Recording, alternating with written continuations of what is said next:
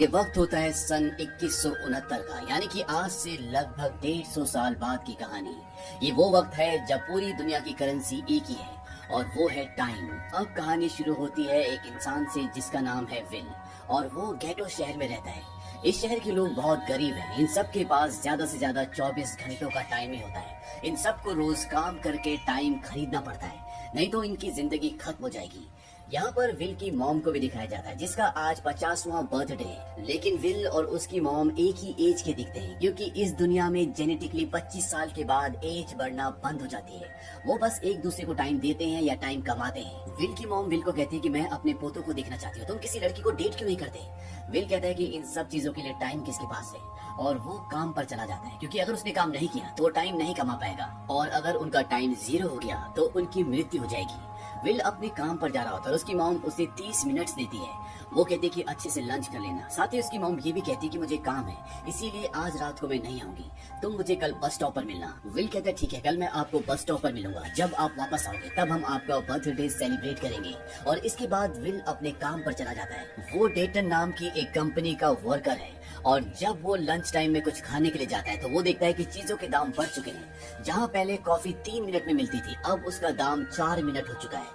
यहाँ पर कभी भी किसी भी चीज का दाम बढ़ा दिया जाता है बिना किसी प्रायर इन्फॉर्मेशन के। अब काम के बाद विल एक बार में जाता है और वहाँ पर वो एक आदमी को देखता है जिसने बहुत शराब पी रखी होती है। यहीं पर विल एक और आदमी को देखता है जो कि 40 नाम के एक आदमी का आदमी है, जो कि एक रॉबर है, जो दूसरों का टाइम चुराकर उन्हें मार देता है। विल उस शराबी के पास जाता है। वो कहता है कि तुम्हें यहाँ से चले जाना चाहिए, क्योंकि कोई तुम्हारा टाइम चुराने वाला है। लेकिन वो उसकी बात पर ध्यान नहीं देता, और तभी वहाँ पर 40 अपने लोगों के साथ आ जाता है। और 40 को देखते ही वहाँ पर जितने भी लोग होते हैं सब के सब निकल जाते हैं। लेकिन विल वहाँ पर छुपकर सब कुछ देख रहा होता है। और 40 उस आदमी को बोलता है कि तुम्हारे हाथ में जो घड़ी है, यानी कि जो उसका टाइम है, वो कहता है मेरे हाथ में ज्यादा अच्छा लगेगा। मैं 75 का होने वाला हूँ, मैं ओल्ड मैन हूँ, और इसके लिए मैं तुमसे फाइट करूंगा। अब ये आदमी जिसने शराब पी रखी, जिसका नाम हेनरी हैमिल्टन है, वो कहता है कि मुझे कुछ टाइम चाहिए, और वो वॉशरूम में जाकर उल्टियां करना शुरू कर देता है, क्योंकि इसने बहुत शराब पी रखी होती है। और तभी वहाँ पर विल आ जाता है, और विल उसे वहाँ से लेकर भाग जाता है, और ये दोनों एक पुरानी बिल्डिंग में छुप जाते हैं। इस आदमी के पास, जिसका नाम हेनरी है, इसके पास 116 सालों का वक्त होता है। ये विल से पूछता है कि तुम्हारी उम्र कितनी है। विल कहता है 28 साल। हेनरी कहता है मेरी उम्र 105 साल है। दरअसल हेनरी जिस शहर में रहता है उस शहर का नाम है ग्रीनिच। यहाँ पर सभी अमीर लोग रहते हैं, और इस सब के सब हजारों साल जीते हैं, इसीलिए ये 105 साल जी चुका होता है, और 116 सालों का वक्त इसके पास और होता है। लेकिन इसे जीने की कोई भी इच्छा नहीं होती।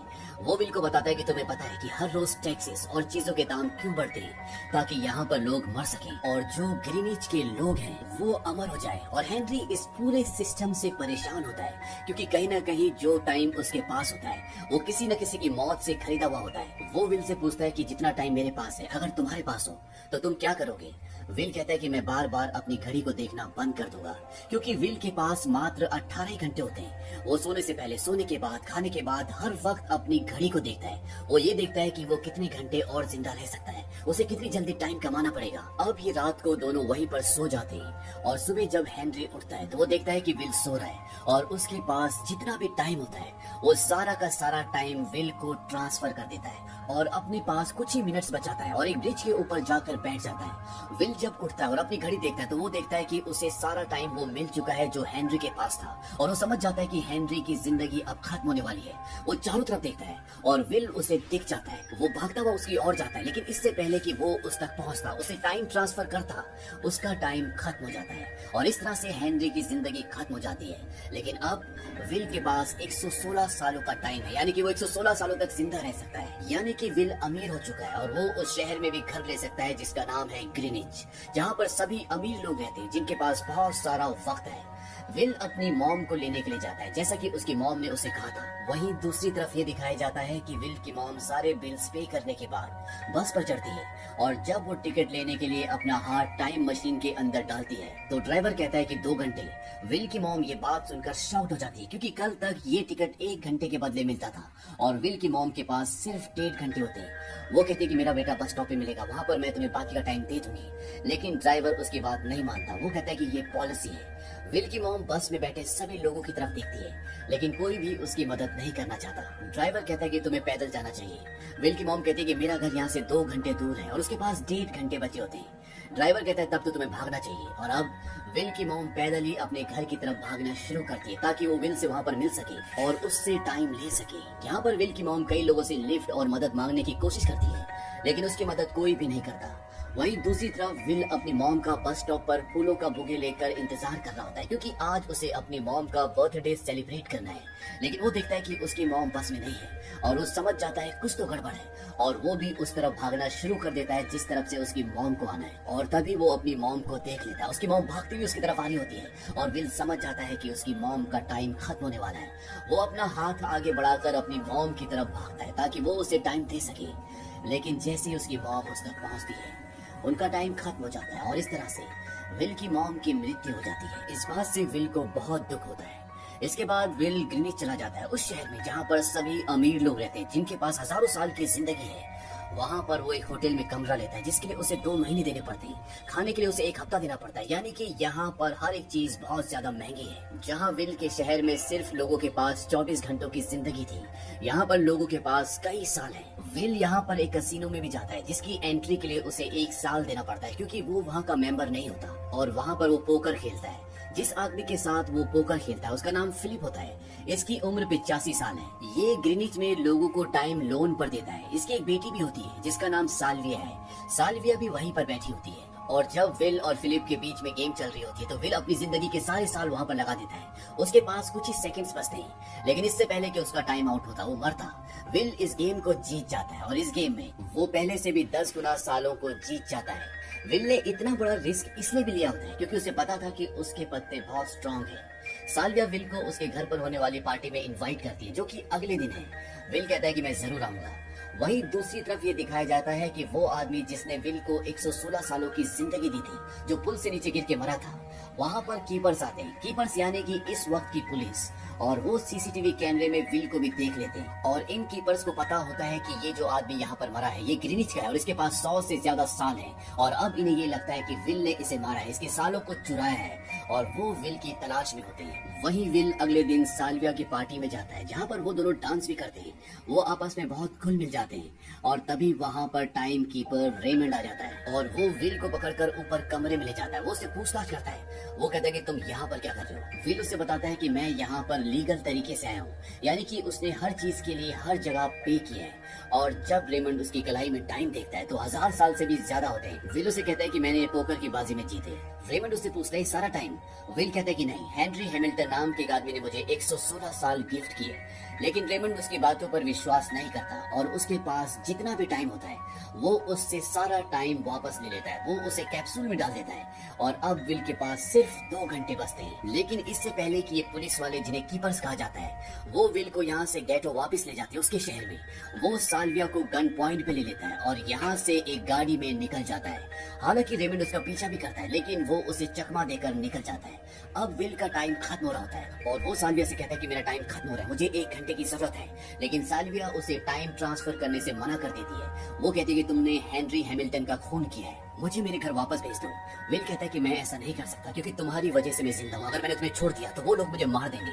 और विल गाड़ी लेकर आगे निकल जाता है और तभी उसकी गाड़ी का एक्सीडेंट हो जाता है और ये दोनों के दोनों बेहोश हो जाते हैं। ये दोनों अब गैटो में हैं, उस शहर में जहाँ पर सब के सब गरीब रहते हैं। और तभी वहाँ पर फोर्टीज और उसके आदमी आते हैं। ये वही लोग हैं जिन लोगों से विल ने हेनरी हैमिल्टन को बचाया होता है। अब जब ये साल्विया का हाथ देखते हैं तो उसमें 100 साल होते हैं और ये सारा का सारा टाइम अपने हाथ में ट्रांसफर करके वहाँ से निकल जाते हैं। और जब साल्विया को और विल को होश आता है तो साल्विया देखती है कि उसके हाथ में अब सिर्फ आधे घंटे का टाइम है।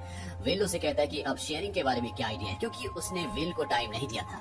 लेकिन विल उसे अपने टाइम में से कुछ मिनट्स दे देता है और ये दोनों यहाँ से निकल जाते हैं। अब विल साल्विया के साथ अपने बेस्ट फ्रेंड के घर पर जाता है। दरअसल विल ने अपने दोस्त को 10 सालों का टाइम दिया था, लेकिन जब वो उसके घर पर पहुंचता है तो उसकी पत्नी बताती है कि वो बहुत ज्यादा शराब पीने लग गया था जिसकी वजह से उसकी मृत्यु हो गई। इनके पास अब 3.5 मिनट बचे और 3.5 मिनट बाद ये दोनों के दोनों मर जाएंगे।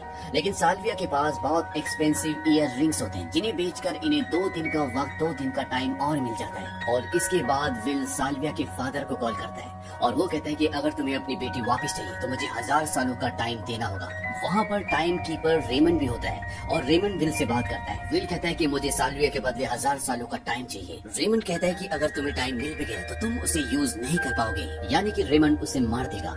विल कहता है कि ठीक है, अगर ऐसा है तो कल सुबह डेटन कंपनी की टाइम लाइन पर जहाँ पर लोग टाइम खरीदते हैं वहाँ पर इन 1000 सालों को लोगों को बांट देना। और इसके बाद विल साल्विया को अपने घर ले आता है। यहाँ पर ये दोनों आपस में काफी बातें करते हैं और साल्विया को ये पता चलता है कि विल ने अपनी मॉम को सिर्फ इसलिए खो दिया क्योंकि उसका टाइम खत्म हो गया। और यहाँ के लोगों को एक एक दिन एक एक घंटा जीने के लिए कितना स्ट्रगल करना पड़ता है, वो विल को कहीं ना कहीं पसंद करना शुरू कर देती है। अगले दिन डेटन कंपनी के बाहर जहाँ पर लोग टाइम खरीदते हैं, अपना टाइम जमा करवाते हैं, वहाँ पर वो लोग टाइम नहीं बांटते और विल समझ जाता है कि साल्विया के डैड ने टाइम देने से मना कर दिया। अब ये दोनों बाहर जाते हैं और साल्विया अपने डैड को कॉल करने के लिए जाती है। विल उसे गन देता है ताकि वो अपनी रक्षा कर सके और जब वो अपने डैड से बात कर रही होती है तो वहाँ पर रेमंड भी आ जाता है।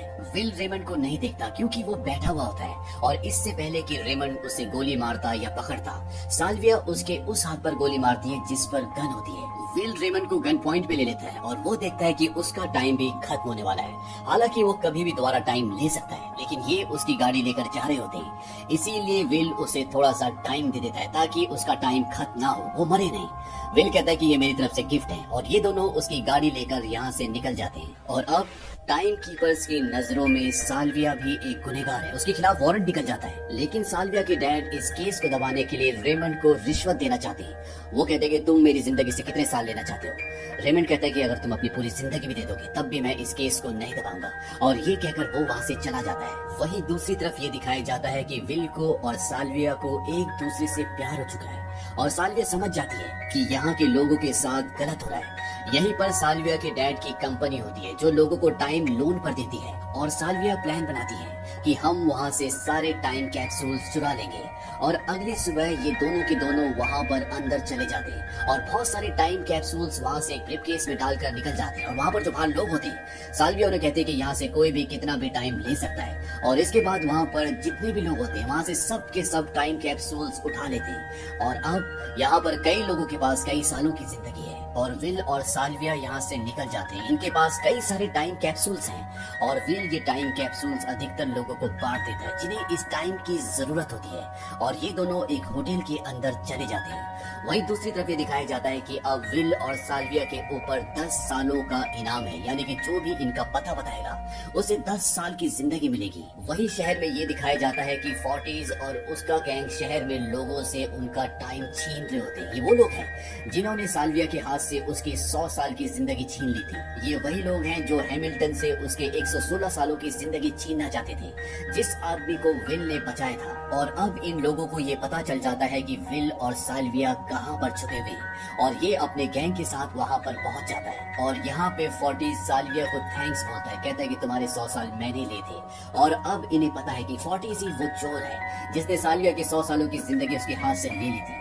फोर्टिस विल को बोलता है क्यों ना हम बैठ करें, फाइट करें। दरअसल यहाँ पर एक तरह की फाइट होती है जहाँ पर दो लोग एक दूसरे का हाथ पकड़ते हैं और ये एक दूसरे के हाथ को नीचे झुकाने की कोशिश करते हैं, यानी कि जिसका भी हाथ ऊपर होगा वो दूसरे के हाथ से उसकी बॉडी के, उसकी जिंदगी के साल अपनी बॉडी में ट्रांसफर कर लेगा। और अब इन दोनों के बीच में ये फाइट शुरू हो जाती है। फोर्टिस विल के लगभग सभी साल अपनी बॉडी में ट्रांसफर कर लेता है और जब उसके पास कुछ सेकंड्स बचे होते हैं तभी विल फोर्टिस का हाथ नीचे कर लेता है और अब विल का हाथ ऊपर है और फोर्टिस के पास जिंदगी के जितने भी साल है वो सब के सब विल की बॉडी में ट्रांसफर होना शुरू हो जाते हैं। और जब उसके पास कुछ ही सेकंड्स बचे होते हैं तो विल को पता होता है कि फोर्टिस के लोग उसे मार देंगे, लेकिन इससे पहले कि वो उसे मार दे विल अपनी गन निकालकर उन चारों लोगों को मार देता है। और फोर्टिस का भी सारा टाइम विल की बॉडी में ट्रांसफर हो चुका है और वो टाइम आउट हो जाता है, यानी कि वो मर जाता है। इसके बाद विल और साल्विया यहाँ से भाग जाते हैं क्योंकि यहाँ पर पुलिस भी आ जाती है। वही विल साल्विया को बताता है कि हमने कुछ हजारों साल चुरा लिए, लोगों को बांट दिए, इससे कोई भी फर्क नहीं पड़ने वाला क्योंकि वो कॉस्ट ऑफ लिविंग बढ़ा देंगे। हम ये जंग किसी भी कीमत पर नहीं जीत सकते। साल्विया कहती है कि कोई तो रास्ता होगा। विल कहता है कि हमें लाखों साल चुरा कर लोगों को बांटने होंगे। साल्विया कहती है कि मेरे पास एक रास्ता है और इसके बाद ये दोनों ग्रीनिच आ जाते हैं। और वहाँ पर ये साल्विया के डैड को गन पॉइंट पर लेके उनके बैंक से 10 लाख सालों का एक कैप्सूल चुरा कर भाग जाते हैं। हालांकि रेमंड भी यहाँ पर पहुँच जाता है, लेकिन उसे देर हो जाती है। अब रेमंड इनका गाड़ी से पीछा करना शुरू कर देता है और तभी रेमंड अपनी कलाई पर देखता है उसके पास 44 मिनट्स और कुछ सेकंड्स बचे होते हैं। वो कॉल करके कहता है कि मुझे मेरी सैलरी भेज दो। यानी कि रेमंड को यहाँ पर हर दिन सैलरी के तौर पर उसकी जिंदगी के कुछ घंटे यानी कि कुछ दिन मिलते हैं। लेकिन इससे पहले कि वो टाइम अपनी बॉडी में ट्रांसफर कर पाता, उससे साल्विया की और विल की गाड़ी दिख जाती है। वो उनका पीछा करना शुरू कर देता है, लेकिन इससे पहले कि वो उन्हें पकड़ पाता, ये दोनों के दोनों डेटन के बाहर पहुंच जाते हैं जहाँ पर बहुत सारे लोग होते हैं। इन सबको टाइम चाहिए और विल उनको वो मशीन, वो कैप्सूल दे देता है जिसमें 10 लाख सालों की जिंदगी है। अब रेमंड भी यहाँ पर पहुंच जाता है और वो इन्हें गन पॉइंट पर ले लेता है, लेकिन यहाँ पर टाइम आ चुका है, इसलिए लोग भागना शुरू कर देते हैं और इसी मौके का फायदा उठाकर यहाँ से ये दोनों भी भाग जाते हैं। रेमंड इनका पीछा करता है और एक जगह इन्हें पकड़ लेता है और अब वो इन दोनों को अरेस्ट करके अपने साथ ले जाना चाहता है। विल कहता है कि एक बार मैंने तुम्हें टाइम दिया था, वो टाइम मुझे वापस चाहिए, क्योंकि विल का और साल्विया का भी टाइम खत्म होने वाला है। और तभी रेमंड को याद आता है कि उसने अपना टाइम जो उसे सैलरी के रूप में मिला होता है वो उसने अपनी बॉडी में ट्रांसफर नहीं किया और उसके पास 5 सेकंड्स होते हैं और अब वो कुछ नहीं कर सकता और तभी उसका टाइम आउट हो जाता है और वो मर जाता है। लेकिन अब साल्विया और विल का भी यही हाल होने वाला है, क्योंकि इन दोनों के पास एक मिनट बचा है और यहाँ पर दूर दूर तक कोई भी नहीं है। ये दोनों एक दूसरे को किस करते हैं, क्योंकि अब इनका हमेशा के लिए एक दूसरे से अलग होने का वक्त आ गया है, यानी कि इन दोनों का टाइम आउट होने वाला है। और तभी विल को रेमंड की गाड़ी दिखती है और वो समझ जाता है कि इसकी गाड़ी में वो मशीन है जिससे ये टाइम अपनी बॉडी में रिसीव कर सकते हैं। और विल साल्विया को कहता है कि रन, और ये दोनों के दोनों रेमंड की गाड़ी की तरफ भागते हैं। विल पहले गाड़ी तक पहुंच जाता है और वहाँ पर जो कैप्सूल होता है वो उससे टाइम अपनी बॉडी में ट्रांसफर कर लेता है, लेकिन अभी भी साल्विया बहुत दूर होती है और विल अब साल्विया की तरफ भागना शुरू करता है। उसके पास कुछ ही सेकंड्स बचे हुए। ये ठीक उसी तरह का दृश्य होता है जैसा कि उसकी मॉम और उसके बीच में था, लेकिन उसकी मॉम उस तक पहुंच ही नहीं पाई थी। इससे पहले उसकी मॉम का टाइम आउट हो गया था, लेकिन इस बार किस्मत विल का साथ देती है और ठीक 1 सेकंड पहले वो साल्विया का हाथ पकड़ लेता है और इस तरह से वो उसे टाइम ट्रांसफर कर देता है। वहीं दूसरी तरफ ये दिखाया जाता है कि डेटन कंपनी अब बंद हो चुकी है, क्योंकि यहाँ शहर में सभी लोगों के पास बहुत टाइम है, सब एक दूसरे को टाइम दे रहे होते हैं, सब खुश होते हैं और अब किसी को भी डेटन कंपनी में काम करने की जरूरत नहीं है, जो कि साल्विया के पिता की कंपनी होती है, जहाँ से उन्होंने लाखों सालों का टाइम अपने लिए जमा किया होता है और वो इसीलिए लोगों को टाइम लोन पर दिया करते थे। अब यहाँ पर जो टाइम कीपर होता है जिसका नाम जाइगर है, उसने रेमंड की जिद को देखा होता है जो उसके दिल में विल और साल्विया को पकड़ने के लिए थी। और जब उन्हीं में से एक ऑफिसर पूछता है कि अब हमें क्या करना चाहिए, तो जाइगर बोलता है गो होम, यानी कि अब ये लोग उनके पीछे नहीं है, लेकिन अभी भी इन दोनों के ऊपर 100 सालों का इनाम है, यानी कि जो भी इनका पता बताएगा उसे 100 सालों की जिंदगी मिलेगी। और अंत में ये दिखाया जाता है कि विल और साल्विया एक बहुत बड़े बैंक के बाहर होते हैं और ये इस बैंक को भी लूटना चाहते हैं ताकि यहाँ से जितने भी सालों के इन्हें कैप्सूल मिले वो सब के सब लोगों को बांट दे, ताकि दुनिया में इक्वालिटी आए और सबको जीने का बराबर हक मिले।